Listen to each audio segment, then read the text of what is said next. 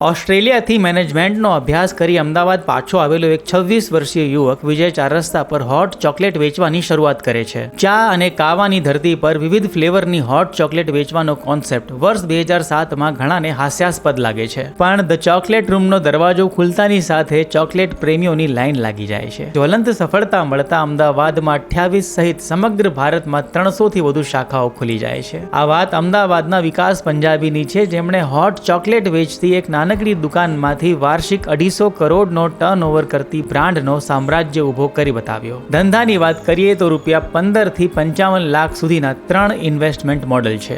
ROI 18 થી 36 મહિનામાં achieve થઈ જાય છે. પ્રોફિટ માર્જિન વિવિધ પ્રોડક્ટ પ્રમાણે 18% નેટ થી 55% ગ્રોસની વચ્ચે રહે છે. ધ ચોકલેટ રૂમની 12 પ્રકારની હોટ ચોકલેટ ઉપરાંત કેક, બ્રાઉની અને વોફલ્સ યુવાનોમાં ખૂબ પોપ્યુલર છે. વિકાસભાઈએ રેડી ટુ ઈટ અને ગિફ્ટિંગ પ્રોડક્ટ ઉમેરી ચોકલેટ રૂમને લાઇફસ્ટાઇલ રિટેલ કેફેનો રૂપ આપ્યો. વિકાસભાઈ ઓસ્ટ્રેલિયામાં ભણતા ત્યારે કોલેજ નજીક ત્યાંના નાગરિક જેમ રિચર્ડસનના કેફેમાં હોટ ચોકલેટ પીવા જતા. ભારતીયોને ઓથેન્ટિક ચોકલેટનો સ્વાદ ચખાડવાનો વિકાસભાઈનો વિચાર આજે 300 શાખા ધરાવતા ભારતના ટોપ 5 ફ્રેન્ચાઇઝી નેટવર્કમાં પરિણમ્યો છે. મિત્રો, તમને કેનેડા જવું છે કે વિકાસભાઈની જેમ સ્વદેશમાં જ કંઈક કરી બતાવવાનો ઈરાદો છે? મને કોમેન્ટમાં જરૂર જણાવજો. ધ ચોકલેટ રૂમની ફ્રેન્ચાઇઝી ઇન્ક્વાયરી માટે સ્ક્રીન પર દેખાતા નંબર પર સંપર્ક કરો.